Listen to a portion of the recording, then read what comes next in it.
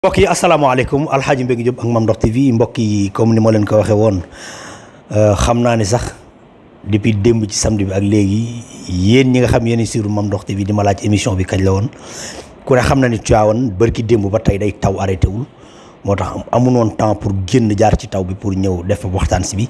tey ci suba aussi Ablaye dafa amoon benn programme bu ma doxee aussi Ablaye di la jaale aussi sa dëj boobu nga xamante ni moom laa dégg ne da nga ko amoon Mboro mbokk yi yoolu moo waral mu tardé yéen ñi ko doon laaj émission baa ngi nii Ablaye Ndiaye Ngalgou Alxaaji Mbengue Diop ak Mame Ndokh TV li ñuy def rek mooy Ablaye dañuy njëkk a laaj kan mooy Ablaye Ndiaye Ngalgou dëggantaan.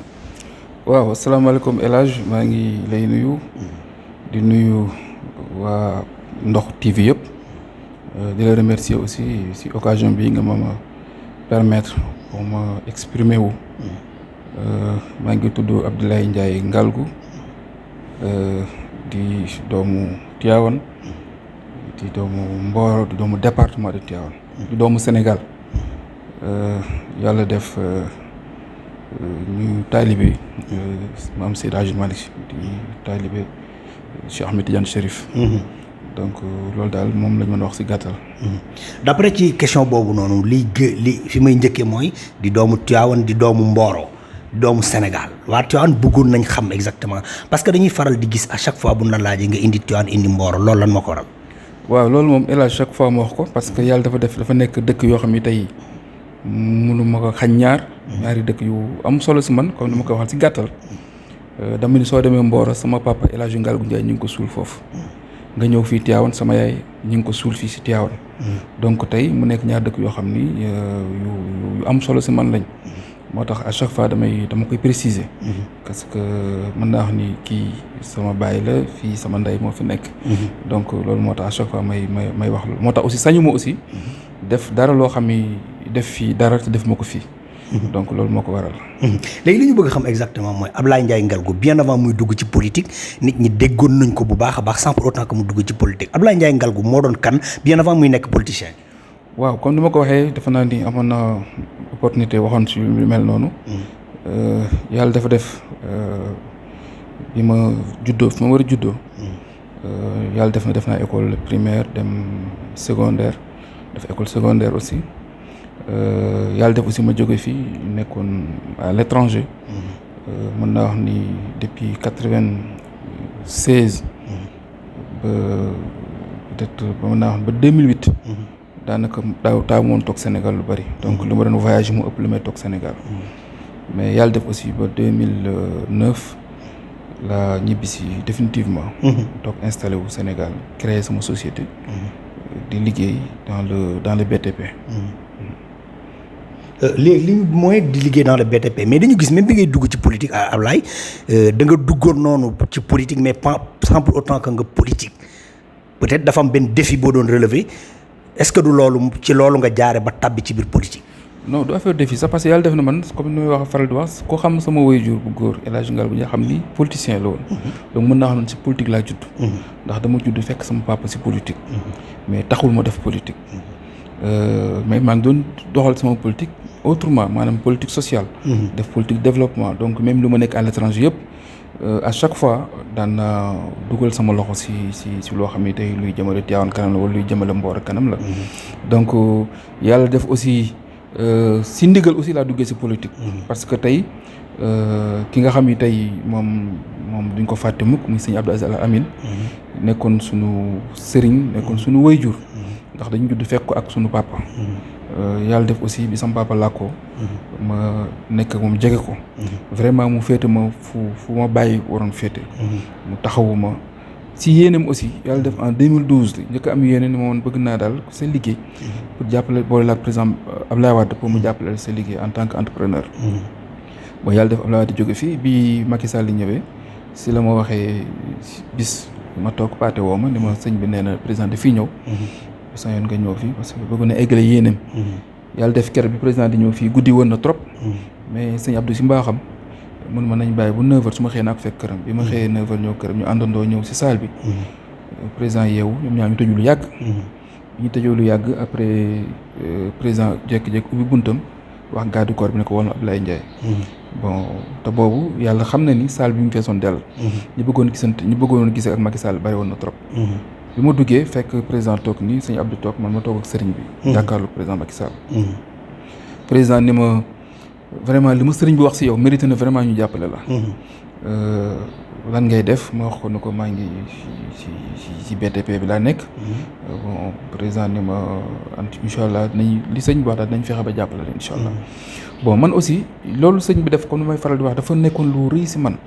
dama xam aussi sëñ Abdou fi mu tegoon Macky Sall si yéene bi nga xam ni tamit sëñ bi amoon na ko si Macky Sall bi mu fi defaree résidence bi. mu taxaw si kanam Sénégal yëpp ni ko Macky Sall jërëjëf.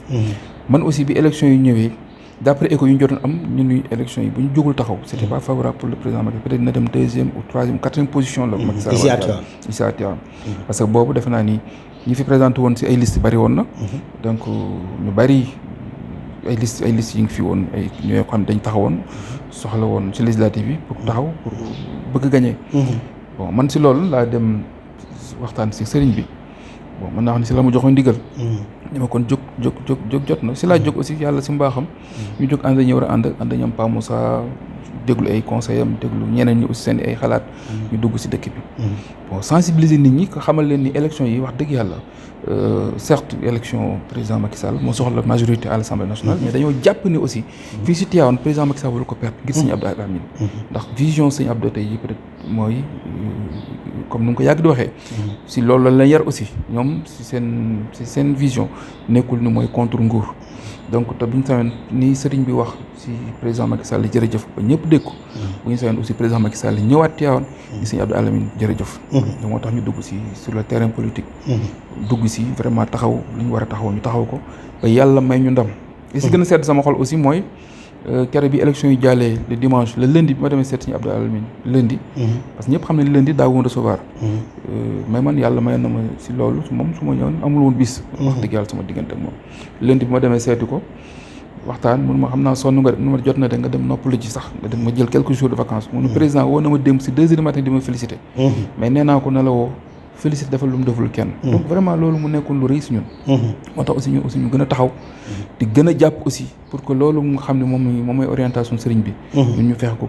ko continuer fexe ko fësal ba li nga xam ne tey moom la yéene bi mu amoon si président Macky Sall ñun ñu koy continuer di ko doxal incha allah mais d'après bi ma déggee léegi li nga wax mooy sëriñ Abdou dafa la woo booleel ak président Macky Sall pour mu jàppale sa liggéey mais est-ce que loolu président Macky Sall président sëriñ Abdou waxoon Macky Sall est-ce que yaa ngi ci gis sa bopp président mu ngi ciy jàpp waaw xam nga ñun comme ni may faral di wax rek bu fekkoon loolu rek moo tax peut-être ñuy jàppale président Macky Sall xëy na sa duñ ndax ñun yàlla dimbal nañu yàlla suturaal nañu ba bien avant ñoo xam Macky Sall yàlla dimbal nañu ñu ngi doon daan suñu doole donc tey bu ñu sëriñ bi boolee si yéeneem ak président Macky Sall ñun mënuñu lu dul wax ni du loolu mooy li nga xam ne moom moo ñuy lié ak le président Macky Sall comme mu defal ñu ak ko mu defal ak comme ma ñu defal aussi du tere ñun li ñu war a taxaw pour la population Tivaouane ñu taxaw ko du tere aussi tamit lépp loo xam ne tey war nañ ko taxaw pour que au moins waa Tivaouane gis seen bopp ñu taxaw si donc moi je pense que loolu moo am solo parce que man li ma gëm si politique bi ma gëm góowuma politique boo xam ne damay tàllal sama loxo teg leen fii lii wala sinon dama def lii parce que bu doon loolu peut-être mën naa wax bàyyi naa politique bi yàgg mais li ma gëm mooy politique de développement yàlla si mbaaxam aussi comme je te dis parce que aussi tamit fii yàlla moo fi nekk man nit mën nga yéene sax fekk yàlla du dogal yéene bi mais ñun ni ñu sant yàlla si mbaaxam mooy lépp loo xam ne yéene nañ ko luy jëm si doomu aadama bu ñu ko yéenee si sell mu yéene bu rafet yàlla dinañ dimbali ba yéene ko egg donc man loolu laa gëm donc loolu lañuy sant yàlla aussi sëñ Abdou Aziz Al Amine dafa nekkoon koo xam ni wax dëgg yàlla lépp loo xam ne bëgg sëñ bi bëgg na ko duñu xaar sax sëñ bi wax ma ko mais nañ njort ni rek sëñ bëgg na ñu taxaw si donc tey bu fu yàlla defee tey mu nekkuti fi donc lépp loo xam ne tey suñ ko defee dina uteeg loo xam ne bëgg ko nañ fexe ba loolu duñ ko def effectivement Abdoulaye Ndiaye Ngalgou mbokk yi gis ngeen ko mu ngi noonu ci li mu jot a wax mais laay duñu bëgg a xam Abdoulaye Ndiaye Ngalgou mi nga xamante ni ñëw na Tivaouane après mu créé benn mouvement tudde ko ànd defar boo ko déggee mooy ñoo xam ne ni àndandoo di defar depuis nga commencé ànd defar ak léegi lan nga gis avancement wala dafa taxaw non ñun mënuñu wax dafa taxaw parce que ñun yàlla dimbali ñu ngi sur le terrain toujours tous les jours ñu ngi sur le terrain 24 heures sur 24 mën naa wax ni sax année bi yëpp ñun ñu ngi sur le terrain beneen bis topp nii dama dégg nga wax ni Abdoulaye ñëw na man damaa dëkk Tivaouane ñëw ma Tivaouane yàlla dafa def damaa juddoo fii Tivaouane donc wax naa ko waxati ko ñaareel bi mooy mouvement bi nga xam ne moo leen taxawal di mouvement ànd defar tey yàlla def na bi ñuy lancé mouvement bi le 19 janvier 2019 ci terrain préfecture bi dafa naa ni képp koo xam ni tey dëkk nga Tivaouane xam nga ni tey jii mouvement bi taxaw na fi mu war a taxaw. nit ñi wuyu si nañu yàlla dimbal nañu ba am nañ ci ndam. beneen bu topp mooy li ma gëm mooy damay faral di wax ne même bu élection maanaam àdduna bi élection amatul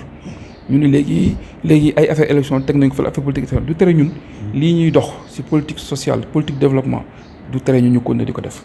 parce que loolu dañu gëm ne mooy suñu mission. donc lépp loo xam ni tey xalaat nañ bu ñu ko yëkkatee wala bu ñu ko defee mu am lu impact ci population bi ci liy jëmale kanam Tivaouane wax dëgg yàlla par nañ pour def ko. mais dañu gis Abdoulaye Ndiaye Ngalgou sa taxawaay ci biir Tivaouane ñu gis ni ci politique bi toog nga ci place boo xamante ni kenn mënatul a lim benn nit ñaar ñett te boole wala ci kon am nga ci benn part de responsabilité bu mag a mag a mag a mag li ñu bëgg a xam mooy Abdoulaye Ndiaye Ngalgou formé na benn mouvement ay homme politique ñëw di ko rejoindre si maanaam lan la Abdoulaye Ndiaye Ngalgou di préparer Tivaouane par exemple ba dajale ay autorités yoo xamante ni ci wàllu politique bu ñu amee fu ñu jëm seen xel dem ci moom ñu ñëw autour de Abdoulaye Ndiaye Ngalgou lan la Abdoulaye Ndiaye Ngalgou nar exactement lan lay préparer Tivaouane. bon xam nga loolu aussi dañ koy sant yàlla El Hadj parce que yàlla def na man dama tàllal sama loxo doomu Tivaouane yëpp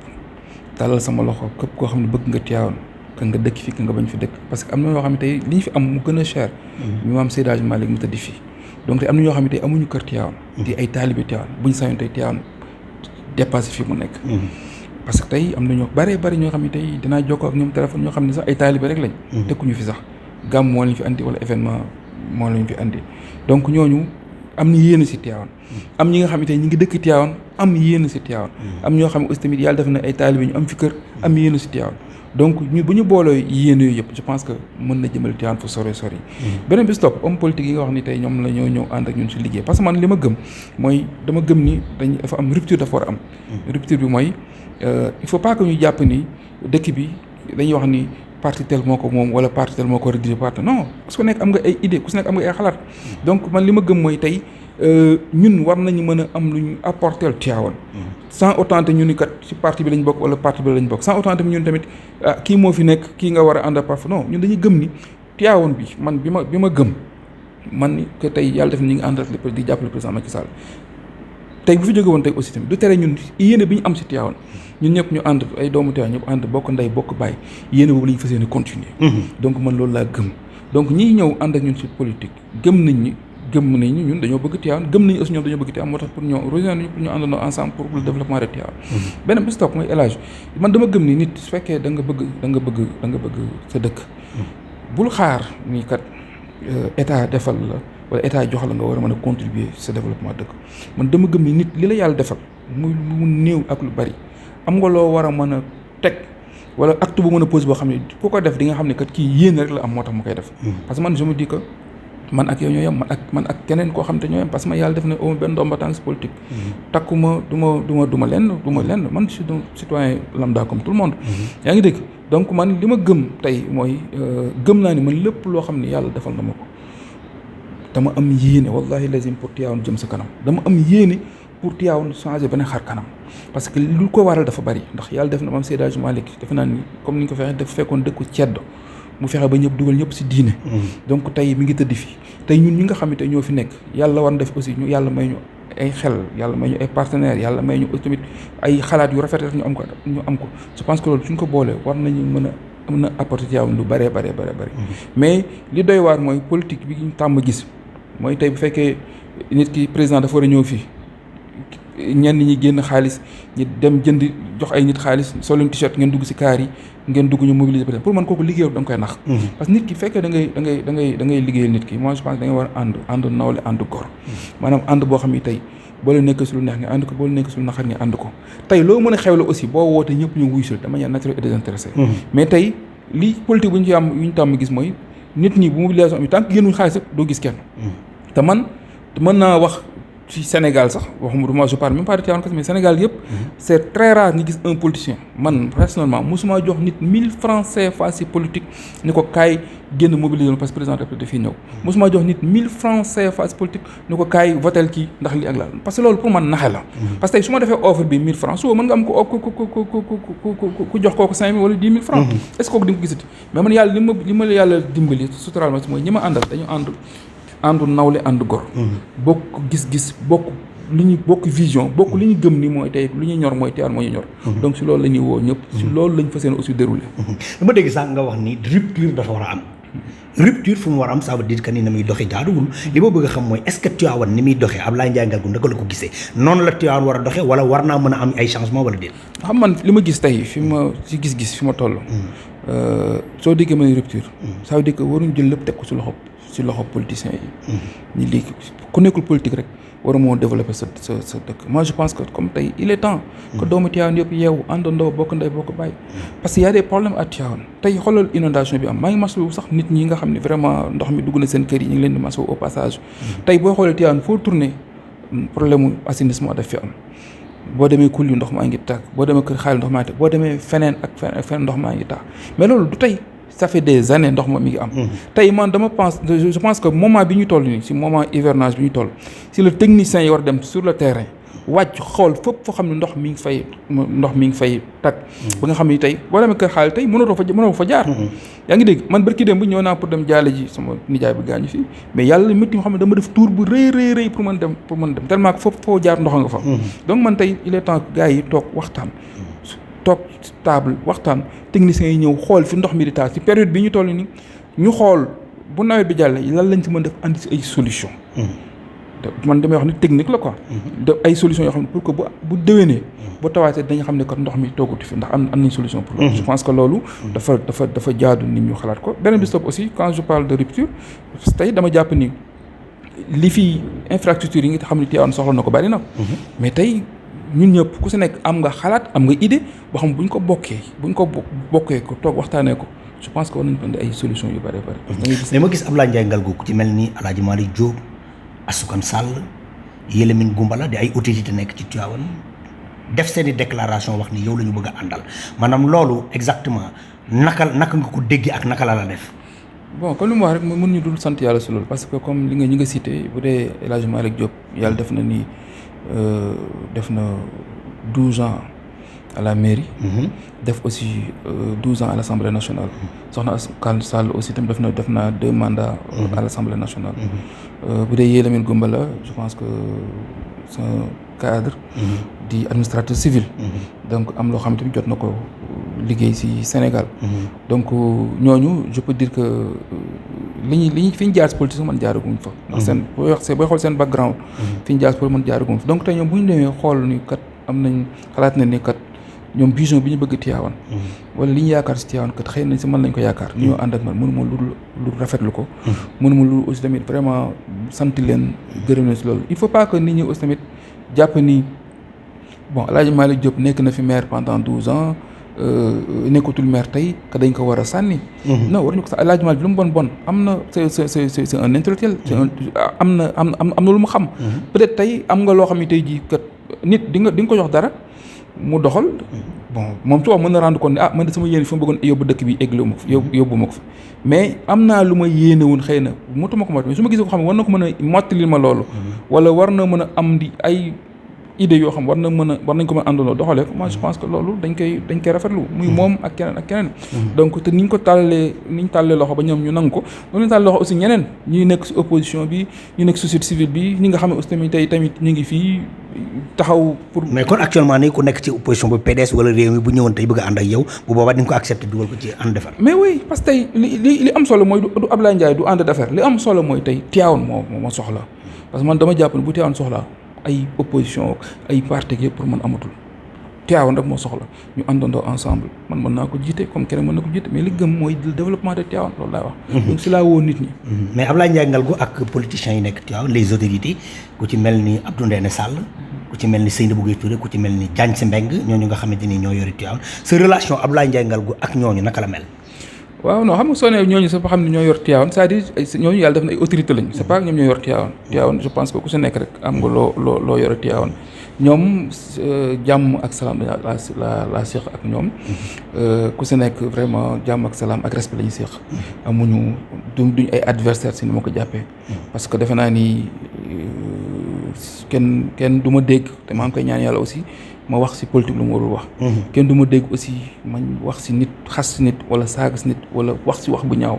loolu moom dama ko ñaan yàlla parce que du loo bokku ci li ma yare bokku aussi ci li ma gëm. je pense que ñoom ñi ngi fii di doxal seen waar. bon man aussi maa ngi di doxal sama waar aussi mais jàmm ak sama laa seq ak ñoom. bon mbokk yi gis ngeen ko mu ngi noonu Abdoulaye Ndiaye Ngalgou borom ànd defar mbokk yi nag question bi may waaj a posé yéen a ma ko yebaloon ci Abdoulaye Ndiaye Ngalgou pour ma wax ko yéen a ma ko sant maa ngi nii di ko laaj Abdoulaye Ndiaye Ngalgou waa Tivaouane nee na fan nga jëm parce que nag jaaxle nañu boobu ba léegi yaa ngi leen di dimbali ci hôpital yi di leen dimbali ci seen social mais ba tey xamuñu fan ñu dem ñu ni autorité yi nga dajale politiciens yi waa Tivaouane daw song la bëgg a ànd ak yow wax Abdoulaye Ndiaye Ngalgou fan la jëm lan la bëgg. waaw xam nga El Hadj comme ni ma la wax léegi nii si sama may doog a commencé. comme ni ma la wax léegi bi may doog a commencé. mooy li ñuy def comme par exemple si hôpital bi def ko feneen man xaaruma par exemple comme ni ma la xaar ba ni élection jot na ma koy def loolu def naa ko mi ngi sama gannaaw am na leneen loo aussi tamit loo xamante ni ñu ngi koy préparé waat andiwaat pour Tivaouane préparé waat andiwaat ko préparé waat pour département parce que man El Hadj dama gëm ni man sénégalais la su ma defee dara si hôpital bi par exemple andi fi matériel jox leen ko mais matériel boobu ku nekk mën na si jariñu ka nga ànd ak man ka nga bañ a ànd ak man je l'ai fait pour la population je l'ai fait waxuma sax pour Sénégal yëpp laa ko defee ndax nit mën na feebar dëkk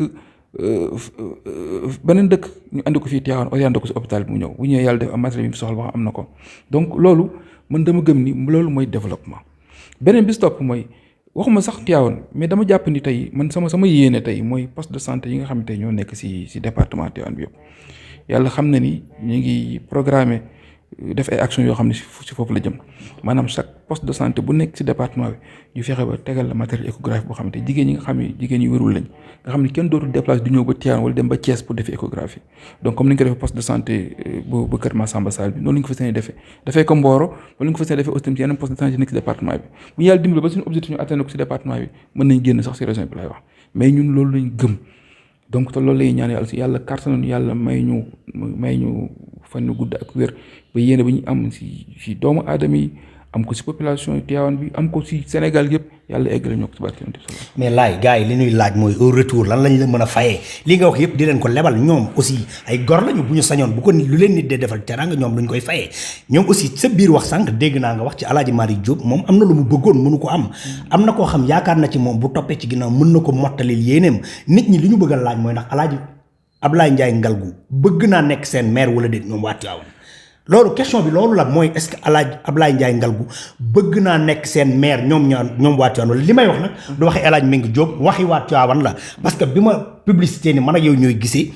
dama naroon indi sax question yi tegal la ko directement nga koy dégg mais damay jàpp ne day guddal émission bi mais liñ ma yónni mooy ma laaj la yow ba xam est-ce que ñoom waa Tivaouane bëgg ngaa nekk seen maire wala déet parce que li nga leen lebal nag bëgg nañ fu la ko fayee. El Hadj dama jàpp ni man sama mission bi gën a am solo mooy tey lan laa mën a taxaw ba changer xar kanam Tivaouane loolu je pense que du si ay wax laa koy jëfee du si ay wax aussi laa koy réaliser bu Tivaouane jugé nécessaire que Abdoulaye Ndiaye li ñuy yaakaar Tivaouane moom moo ko mën a def li ñu yaakaar Tivaouane ne moom moo ko mën a def pare naa pour taxawu Tivaouane si lépp lu ñu bëgg ma taxaw si pour doon maire pour doon leneen loo xam ne yaakaar nañ ko su ma ko jotee peut-être li ñu bëgg wala yàgg ñu am si Tivaouane dina sotti pare naa pour loolu. mbokk yi dégg ngeen ko bu ñu ko kenn laajate am na wax bu àgg sax dafa ko moom bu ngeen paree pour def ko maire pare na pour nekk seen maire mais Ablaye li mu bëgg a xam exactement mooy Ablaye Ndiaye Ngalgou ci liggéeyam ci Tivaouane Ablaye Ndiaye Ngalgou ak ci ni mu mel sa relation ak président Macky Sall fan la toll est-ce que ratax na. Macky Sall moom wax dëgg yàlla El Hadj moom sama xarit la loolu moom wax dëgg yàlla. moom mosuñu am benn réeroo mosuñu am benn problème donc vraiment li am solo xam na man may kan xam na aussi li nga xam moom laa koy liggéeyal parce que depuis bi ma sëñ Abdou boole ak moom ba léegi bépp acte bu ma posé rek mosuma def dara loo xam lu koy yàqal waxuma ko jëfuma ko aussi te fu problème toll ci département bi donte man yoruma baatu département bi yoruma baatu commune bi mais fu problème am ci département bi pendant les élections dem naa fa taxaw waxtaan ak askan wi fexe ba waxtaan ak ñoom ba revenir leen si ay waxtaan bañ juboo pour ñu jàppale le président Macky Sall. des fois aussi ma def benn constat si problème bu am tout récemment si waa Mboro yi am nañ problème ndox. di génn ay soulèvement di am de temps en temps. j'ai appelé le sous-préfet ak moom. mais yow ma fa dama bind président Macky Sall wax si ak moom te ñu bari gis nañ ni conseil des ministres il y a 2 semaines ou 3 semaines bi président di wax si wax ndox bi dafa cité nommément Mboro ni le ministre de l'eau na régler problème ndox bi si territoire national bi particulièrement la commune de Mboro. et loolu bokk naa si li nga xam ne tey bind naa ko président. ba mu jël mesures yooyu. donc man tey lépp loo xam ne tey maa ngi koy def wala lépp loo xam ne xalaat naa ko. si wala dégg naa ko si département bi loo xam ne vraiment jaaduwul yoon wala luy lor askan wi la dox naa si ba si problème toobeen bi ba si yenn ak yenn peut-être que mënewuma di def di génn di wax mais ñi ma si war a jokkool ñi ma si war a waxal wax naa ak ñoom te loolu mooy li am solo mais beneen question bi gars yi di posé mooy Abdoulaye Ndiaye Ngalgou nañoo dégg ñu ni président Macky Sall Mboro la ko soxlaa léegi ñun waa Tivaouane ñi nga xamante ni ñoo yóbbante laaj bi bu fekkee ni ñoom dañoo bëgg nga nekk seen maire waa Mboro bëgg nga nekk seen maire bu boobaa nooy def bon loolu moom nit ñi dañuy wax lu leen neex rek parce que man président mosuñu sax aborder sujet yooyu aborder wuñu sujet ay maire Tivaouane ak maire Mboro mosuñu aborder sujet boobu loolu moom nit ñi dañuy wax lu leen neex rek donc man kenn dégguguma man la taxaw naa fi wala taxaw naa fi li ma gëm mooy liggéey te si cadre liggéey laa nekk te maa ngi ko ne di liggéey. léegi bu ñu demee ba élection yi nag président wax ne na ngeen rangé wu ci kenn koo xam APR la nekk bu boobaa taxawaay ànd defar lan lay doon. bu ñu demee ba si jotee rek boobaa ñun dañu xam nan la ñuy taxawee rek donc pour man wax ji du loolu léegi ni man dama ne la élage li ñu gëm li ma gëm man waxuma sax Tivaouane mais dama ne ñu ñuy liggéey ci département bi ak lu mu mën a doon élection bi mën a ñëw je pense que Abdoulaye Ndiaye il faut nga waxtaan ak moom. waxuma sax mais département bi yëpp. parce que daal Abdoulaye Ndiaye Ngalgou il est incontournable. fii ci département non je dis pas que je suis incontournable waxuma loolu sax mais dama gëm li ñuy liggéey. dama gëm li ñuy liggéey laa wax. dama jàpp ni waxuma sax Tivaouane mais département bi. vision bi pour département bi la quoi. non je parle pas man de ma vision pour le département dama ne dañoo liggéey yëpp yam liggéey bi ñu liggéey yemale wuñ ko Tivaouane kese. département Tivaouane bi yëpp lañ ko yaatale. mais dama gëm ni. waxtaan moom incha allah foog mu am incha allah ku neen foog mu am mbokk yi dégg ngeen ko mu ngi noonu Abdoulaye Ndiaye Ngalgou borom ànd defar tey moom la ñëwoon di waxtaan ak moom gis nga ko mbokk yi li ngeen doon laaj lépp leer na laaya ngi nii bu ma ko kenn laajati nag Abdoulaye Ndiaye Ngalgou bu ngeen bëggee mu nekk seen maire bëgg naa nekk seen maire wax ji leer na bi may ñëw léegi ci yoon bi rek am na juróomi nit ñi ma ko laaj xam ngeen seen bopp wax baa ngi noonu leer na mais laay fi ñuy mujjee rek mooy bëgg a xam ànd defar exactement est-ce que pare nañ pour élection maire élection départementale yooyu tax géeg naa bërki dem ñu wax ne élection yi moom am na ku ma déy ni dina am 2021 mars parce que déjà wax nañ affaire parrainage ak yooyu ça veut dire que ni kon bu nu gàmmoo ba pare rek dugg ci li nga xamante ni mooy campagne yi dem 2021 est-ce que ànd defar pare na. bon El Hadj pour le moment man je pense affaire élection moom. pour man wax si léegi nii sax ku nekk da ngay wax sa xalaat rek mais élection bi kenn xamul kañ la élection di am ndax kenn waxagul kañ la élection yi kañ parce que gars yi je pense ñu ngi si dialogue politique bi lañ nekk nii et je pense que conclure guñu li nga xam ne waxtaan nañ ko pour xam élection kañ la bon beneen bi stop mooy dama ne la ñun ñu ngi sur le terrain. wàcc ñu benn yoon terrain bi gis nga tey tous les week-ends maa ngi Tivaouane donc. fi ñu jógee léegi maa ngi koy nuyu au passage di Ibrahima Sangaré mi nga xam ne tey mooy defoon journée don de sang bi tey bu am solo bu mu def ñu dem tey ànd ak moom ci bis bi moom aussi vraiment un acteur de développement nekk liggéey bu am solo aussi ci Tivaouane moom aussi yàlla def na aussi ñëw na ànd ak ñun pour jàppale ñu aussi tamit ci li nga xam ne tey moom lañu bëgg pour le développement de Tivaouane benn bis topp El Hadj xam naa ni boobu sa laajo ma ko mais man dinaa si wax rek muy jumaa ji nga xam ni tey di jumaa ji mag ji moom laa bëggoon ñu tëj ko waaw di jumaa ji mag ji nga xam ne tey yàllaa ngi dogal incha allah le 14 gars dañ def lancement bi man aussi yàlla daf ma amoon si yéene ndax sama rêve moo doon chaque fois damay wax ni jumaa ji la fekk àggul dama jàpp ni daal ki ko war a egg la mooy ñëwagul dama jàpp ni man mii jàppoon naa ne sama bopp man maa war a egg la jumaa ji wallahi lazim loolu laa mos a gëm tey su ma demee ba yàlla si mbaaxam dimbali ma ba tey ma bokk si comité de pilotage bi donc mënuma lu dul sante ko yàlla damay jàpp ni aussi tamit ñu ngi ñaanal xalif bi le xalif général Sëñ Mbaye Sy Mansour yàlla na yàlla guddal fanam yàlla aar ko yàlla sàmm ko ba yéene bi nga xam ni tey yéene na ko si jumaa ji waxuma sax jumaa ji rek si Tivaouane yàlla na ko yàlla mottali te mu fekk ko te tal ko ñaanal njabootam Seydi Hadji Malick yëpp kenn bañ ko ute di wax daal yàlla nañ si yàlla dimbali di sant aussi tamit vraiment ñi nga xam ne tey ñoo yor comité bi parce que tey booy xool ñi yor comité bi ñu ci bëree bëri kenn dëkku si Tivaouane. ñu si bëri laa wax nag. ñu si bëri tey yàlla def na ay taalibe xadara bi la ñu gëm maam Seydi Hadji Malick la. ñu yàlla def ñu am fi kër vraiment ñu si taxaw bu am solo. am si yéene bu am sa parce que damay fekkee ay réunion ñuy toogandoo mais ku si nekk rek yaa ngi si jouer rôle bu am solo vraiment te li nga xam ne tey jii lépp pour lay jëmale xadara kanam bi la. donc ñu ngi ñaanal aussi waa comité boobu aussi yàlla carte na leen yàlla guddal seen fan may leen wér ba kenn bañ a wute. dafa mel ni déggoon naa xalifa bi tudd sa tur wax ne Aziz Ablaye yow tamit mbir maa ngi noonu sa mbir la nga ciy jàpp noo ko mënee. waaw moom laa dama ne ñun ñëpp dañ koy sant yàlla rek ndax lu lépp yéene bu ñu amoon la yàlla dogal ko mais li muy ñaan daal mooy ñi ngi ñaanal comité bi. ak commission yi nga xamante ñoo nekk ci association bi yëpp nag commission technique commission finance commission communication ñëpp ñu ngi ñaanal kenn bañ a ute liggéey bi yàlla def bi ñu ko commencé bismillah mi génn si alhamdulilah rabbil alamin ba bu ñu koy inauguré ñëpp mën ko fekke ñu ngi koy ñaanal di ñaan waa Tivaouane ak di ñaan taalibe Cheikh Ahmed Tidiane Chérif Cheikh Ahmed Tidiane Chérif yëpp taalibe am Seydi Hadji Malick ku si nekk na si jàpp ku si nekk na si dugal loxom ba yéene bi am sëriñ bi am si jumaa ji yàlla na ko yàlla sotti ba mu egg ak jàmm si barke yonent bi sallallahu alayhi wa sallam mais fi muy tëjee mooy 9 milliards yi ma dégg ñu ne da nga koo gagné nu mu demee. loolu de yaa ma koy doog a dégg de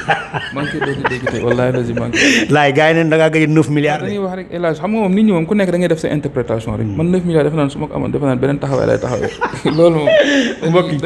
dañuy wax lu leen neex rek ah bon yàlla nañ ma ñaanal yàlla indi ko mbokk yi gis ngeen ko mu ngi noonu xam naa dañ ko yéene 9 milliards yi ndokk yi noonu lañ waxantee tey vraiment Ablaye Ndiaye Ngalgou mu ngi noonu yàlla na si géem ñu am barke amiin yaa rabbal mbokk yi loolu lañ leen indiloon tey Alxaaji Mbengue Diop ak Mame Ndokh TV ñëwoon fii tey seet si Ablaye Ndiaye Ngalgou di nit koo xamante ni aussi vraiment xàmmeewul ku ànd ak moom ak ku àndul ak moom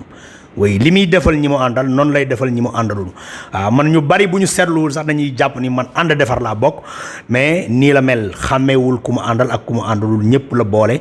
di wax dégg ngeen ko li mu wax mu ngi tàllal loxum opposition beeg pouvoir bi képp koo xamante ni sa vision ci gis Tivaouane liggéey Tivaouane mu jëm ci kanam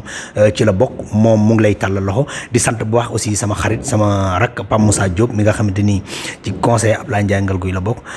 di leen sant bu baax. naa dugal benn moo rek pour tàggatoo. mooy sant waa mouvement ànd defar. yëpp yu nekk Tivaouane. nekk Mbooraak tey El Hadj lu gën a doy waar sax mooy ba yëmbal sax mouvement ànd defar am na fa boo demee Louga Kell mouvement ànd defar dem na nga dem fii tey ba Ndiaye donc tey ñu ngi leen di nuyu ñëpp. beneen bi stop mooy comme li nga wax léegi nii mooy xool ma ko ma ànd parce que li ñuy def yàlla lañ jiital avant tout donc dañu am yéene bu sell ci doomu aadama yi mais su fekkoon tey da nga ni damay def rek parce que politicien lay def dama naan lii boo ñëwee na ngeen ko jox ñi ànd ak man ñeneen ñu ànd ak man bu leen jox man gëwuma loolu. man dama gëm ni nit kuy def te yàlla tax waroo xool ko ànd ak yow ko ànd waroo xool ki jullit la kii du jullit da ngay def rek bàyyi ak sa bopp yàlla donc man loolu laa gëm beneen bi stop mooy El Hadj li gën a am solo si àdduna wallahi lazim nit ñi sax mën nañu yóbbu foo xam sa egg ma fa man duma milliardaire dama am yéene rek si doomu aadama yàlla nag si mbaaxam yéene boobu lay yàlla su ma amee yéene dara yàlla si mbaaxam moo muy dimbali ba loolu ma réaliser ko donc loolu dama koy sant yàlla bu baax a baax am nañ yoo xam ne tamit waxoon nañ ko fii pour Tivaouane te li am solo mooy li may sàmm te di ko ñaan yàlla aussi mooy di fexe di sàmm sama kàddu par rapport ak li nga xam ne si moom la ñuy dugal si politique moom la ñuy wax si politique ndax d'habitude politique dafa am benn adresse politicien dafa am adresse bu ñu koy dëgg la mooy politicien moom day waxi politicien la mais man li ma gëm mooy à chaque fois fépp fu ma dem wala nun képp koo xam toog naa ak yow nga wax ma dara si politique dinaa la wax li mën a nekk li mën a nekk bu dee man yàlla wërsëgal na ma mën ko dinaa ko def man ci sama bopp bu dee leneen loo xam ne ci mbiru état mbir leneen la dinaa la wax li si mën a nekk mais du ma diggee di dem maa ngi ñaan yàlla lépp loo xam ne wax naa ko wala wax naa ko nit digge ko si fu mu mën a doon rek ñaan naa yàlla honoré engagement boobu parce que bari na si campagne bi foo xam ne dem nañ fa fu bari si département bi digge fa mais bi élection bi jàllee fexe naa ñun ñëpp ñu toog ak staff bi ànd defar fu ñu waxoon rek fexe nañ ba dem honoré engagement boobu fu ñu waxoon ne dem nañ honoré ko muy si wàll bu mën a nekk am na si ñoo xam ni si wàllu néegu yàlla sax buñ ñu waxee si politique bi buñ si bëggee dugg sama naa non loolu moom du ma ko politiquer ndax loolu sama diggante sama borom